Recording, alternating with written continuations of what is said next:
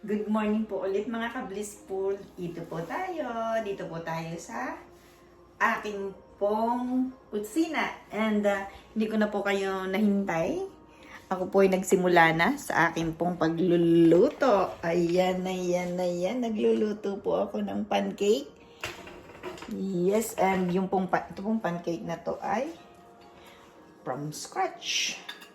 Hindi ko po siya binili.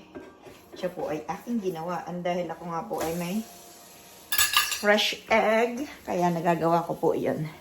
And yeah, ito po. Ito po, papakita ko po sa inyo. Nakatatlo na po akong ganito. And then, meron po ulit akong 6 na water. And yeah, ito po, kape po. Nainom ko na rin po yung aking juice. Ito po yung juice ko. This one. And, yes, mayroon po akong coffee. Kape po tayo. Good morning mga ka-blissful. Have a blessed day po. And samahan niyo po akong magluto at maghiwa ng aking pong mga prutas na binili kahapon. Kape po tayo.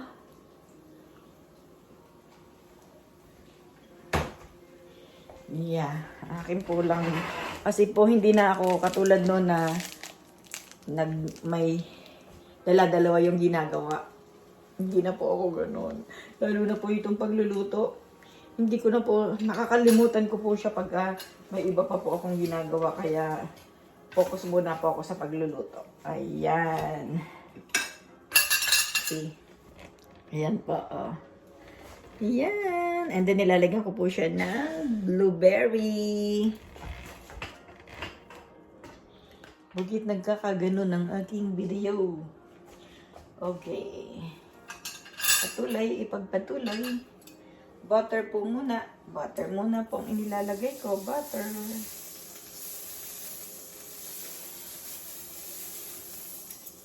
And this one.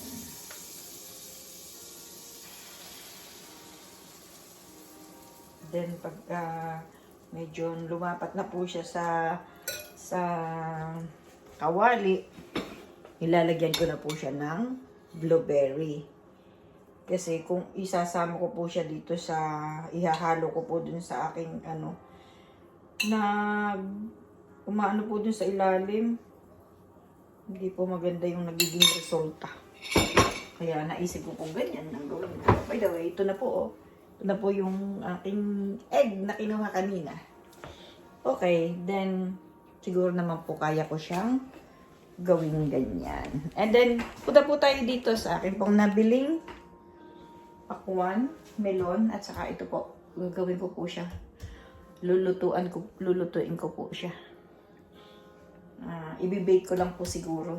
Parang ayoko na siyang gatan. Bake ko na lang, samahan ko ng potato. Yes, and yun nga po, nakabili po ako nito. Kita ko po sa inyo. Nakabili po ako nito kahapon, pork laying ribs. At siya po ay $37.49. Ilan po ito? 2, 4, 6, 8, 10, 12, 14, 16 pong hiwa. Nandito po. Ibababad ko po yung siguro 2 o 4. Akin pong ipamarinate. Yeah, magulo ang aking napakadami po kasing mga idea na pumapasok sa aking isipan na gusto ko po kaagad siyang gawin. Well, posible po na dahil ako'y nagiging active sa aking pag-exercise is dahil yun nga pong yung daloy ng aking dugo is patuloy na nagpo-flow. So, posible na yun yung dahilan, di po ba? Kasi pagka nga yung nag-exercise ka, parang lagi kang alive. So, parang ganun po yung nangyayari sa akin. And, ang daming idea, ang daming kong gustong gawin. one at a time, di ba? Katulad po nitong pagluluto, pag iniwan ko po siya, at iba na yung ginawa ko, hindi ko na po, masusunog po siya. Ganun din po ba kayo mga ka-blissful? Na nasusunugan din po ba kayo ng inyong niluluto? Ayoko pong mangyari yun kasi nandito po ako sa ibang bansa, even if I'm in the Philippines. Mahirap po, di po ba? Diba sabi nga nila manakawang ka na, huwag ka lang masunugan. Ito naman, dito naman po sa Canada, pagka po yung nag-overheat, yung nag-automatic lang po siya na namamatay dun po sa pinaka-main. Hindi ko po kayang ipaliwanag, pero kakayanin pagka po may nagtanong kung paano. Pero hindi ko po alam sagutin right now. Pero pag pinakos ko kung ano yung sagot doon is kaya ko rin, kakayanin. Aalamin, I mean. Yes, alam ko pong tayo ay mga nanay, di po ba? Pero hindi ko po ito nga naranasan na ako po makasama or maano ko or matuto ako sa aking ina kasi siya po ay maagang nawala sa aming buhay. So, yeah. And nung pong kabataan ko, masasabi ko sa inyo na parang hindi ko po dinanas maglaro. Lagi po akong nasa kusina. Hindi ko po alam kung bakit. Pero parang nung pong kabataan ko, takot po akong maglaro sa labas. Ayoko po nung ganito ha. Kukwento ko po sa inyo yung totoo. Ayoko pong ako'y hinahabol.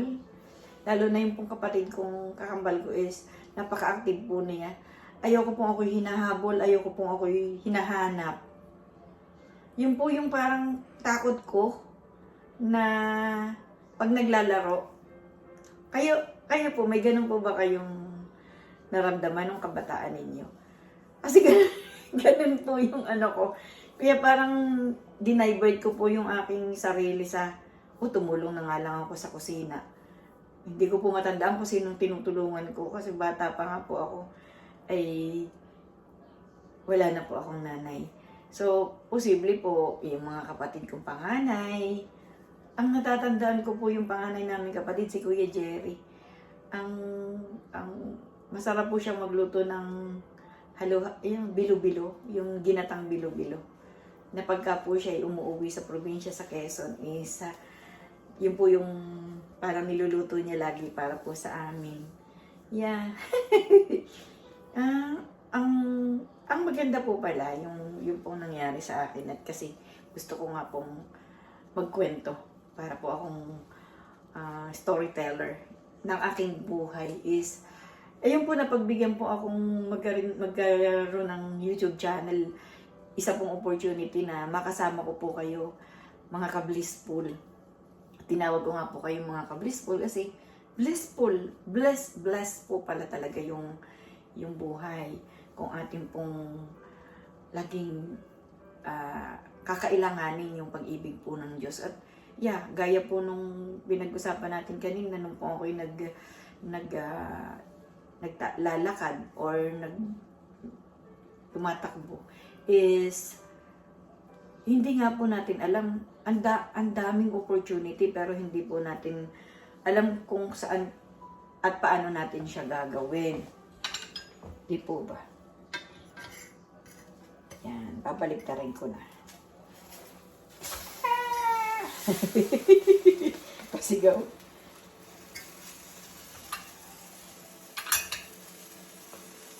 And yeah, ito po yung mga gusto kong maging parang expert ako kasi yun nga po, dadating yung mga anak ko, alam ko makakasama ko sila. Alam ko pong pagbibigyan din ako ng Diyos na makasama ko pa rin po sila sa buhay ko. Mag-alaga ng mga apo, mag-alaga ng aking bunso, ng aking pangalawang anak na si Nico, ng aking pong si Lara. Gusto ko po silang makasama uli. And yeah, yun po kasi yung hinihingi ko sa Diyos at alam ko, ibibigay po niya yun sa akin. Yes, hindi po ako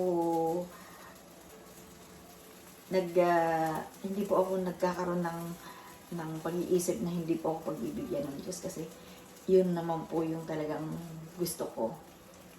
Ano po? Kayo po ba? Tungkol po sa inyong mga anak. Kumusta po kayo diyan? Yeah. It's not yet done. Pinakialaman. Wait lang, wait. Tagyan natin ng more butter. Ginagawa ko po, nagluluto po ako ng marami-rami or isang puno po dito yung iluto ko. And then, ayun. Malalaki naman po yung pagkakaano. Pero, anytime, pagkahag umaga, hindi ko na kailangan gawin pa ulit ito. Possible, mga next week ko na ulit magluluto ng ganito. Iinit ko lang po. And that's it.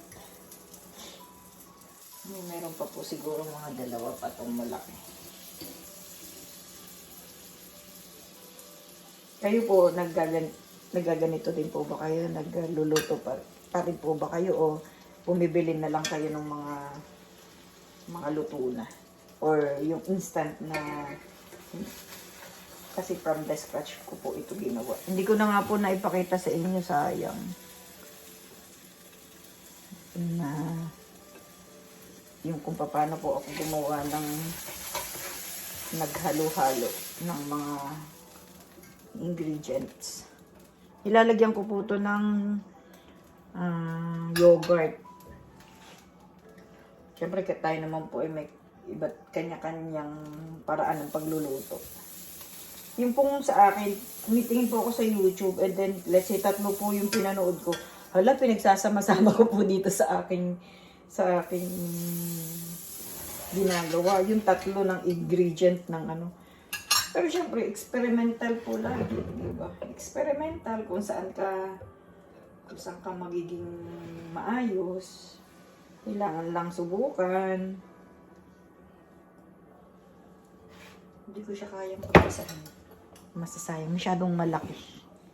So, isa lang muna.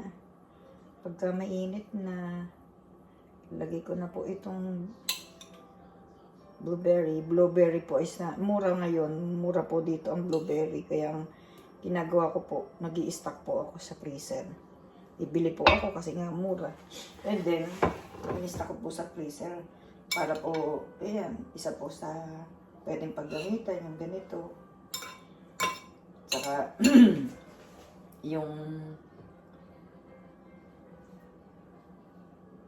yung pag-shake mo, gawin mong juice. Alam niyo naman po, di po ba, na ang blueberries, yung pong mga berries is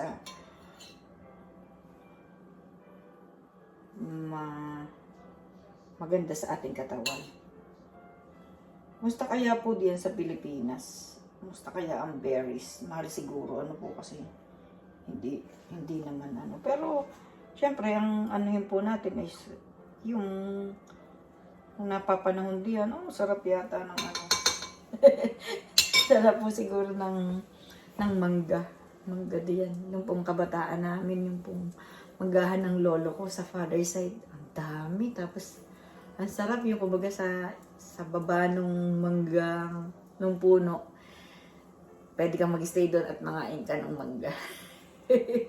Ganun po sa Quezon. Yeah. Napipicture pa rin po sa isip ko yung lugar. Pero since nawala na nga po yung mga lolo't lola namin, siya po ay dinivide na sa mga magkakapatid ng tatay ko. And so, hindi ko na po alam kung kanino napunta yung mga as a farm, para po siyang farm. Kasi doon po sa lugar nila is pag tumingin ka dito, palayan, tapos sa kabila is niyog naman po yung nakatanim, I mean. Yeah, and parang napakasimple ng buhay noon. Tapos ang saya, parang saya. Yes, opo, parang saya noon. Parang ngayon, parang may limitasyon na yung paglakad or yung mapupuntahan mo na like siguro dapat talaga minamahal natin yung kung anong mayroon tayo sa yung like yung yun po yung kayamanan na pinagkaloob ng ating mga lolo-lola. Sana hindi na po natin mabenta, or kung hindi man po is papakinabangan ng iba, or kung let's say wala ka dun sa lugar na yun, ipagamit na lang po sana sa iba. Pero syempre magkakaroon ka po ng takot kung ipapagamit mo sa iba, baka mahirapan ka ng kunin pagdating ng panahon. Ang dami na rin pong takot, di po ba? Yung kumbaga hindi mo na rin alam kung ano ba ang tamang gawin. Pero syempre nandun pa rin po tayo sa gusto po natin tumulong sa ating kapwa. Di po ba?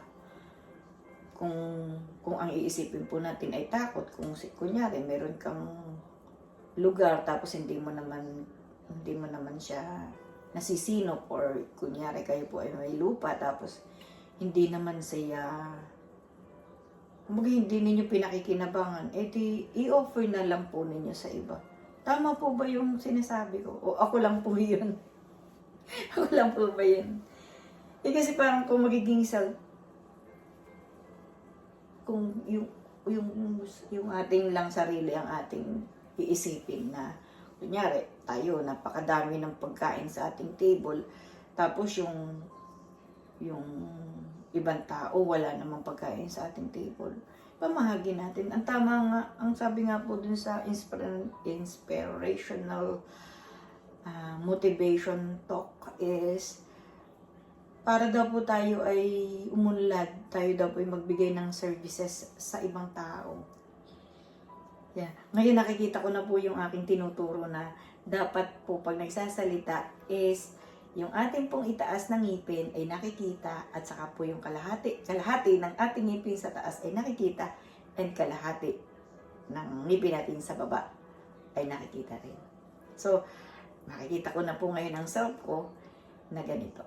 Nakikita ko na. Pero syempre, hindi po ako nagiging aware every time kasi hindi naman po ako nakapokus na sa aking pagsasalita. Hindi naman po. Pero magiging conscious na ako na magsalita na ganito. Kayo rin po, pag-aralan po ninyo, punta po kayo sa salamin, and mamomonitor po ninyo na kayo pala ay nagsasalita ng tama. Yung inyong, ito po kasing labi natin, natuturuan pala siya. Well, ako po ay full denture and may mga implants po sa aking buong bibig. By the way, bibig po pag tao at bunganga po pag hayop ang pinag-uusapan. Okay? Information po iyan. Mahina po ba ang salita ko? And I'm so sorry po. Pero, mayroon po akong background na piano. Sana, pakikinggan ko lang po kung maganda ba siya pag may ganito. See? Titingnan ko lang po. Experiment pa lang din po ito para sa akin. Okay? And almost done na po. And lilipat po ako doon at ipapakita ko po sa inyo kung paano ko po ginagawa. At saka inilalagay sa ref kung ano po yung aking mga nailabas at aking pong ipiprepare. Yun naman po ako. Ako lang po yun. And bahagi din po ninyo sa akin kung ano po yung ginagawa ninyo. Yes, sandali lang po.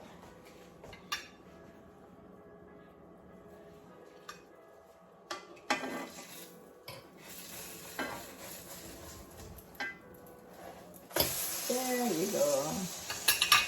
Yan. Hindi ko maipakita sa inyo yung actual kasi yan po. Wala pa po akong cameraman. Siyempre, ayoko po nang makaabala pa sa ibang tao.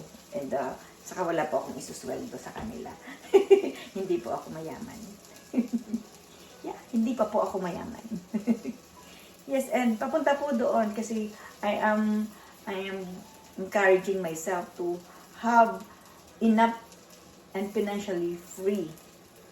Enough money for my family and surplus. Surplus po, gusto ko pong magbahagi sa mga taong gusto ko pong tulungan at makakasalamuha ko sa buhay.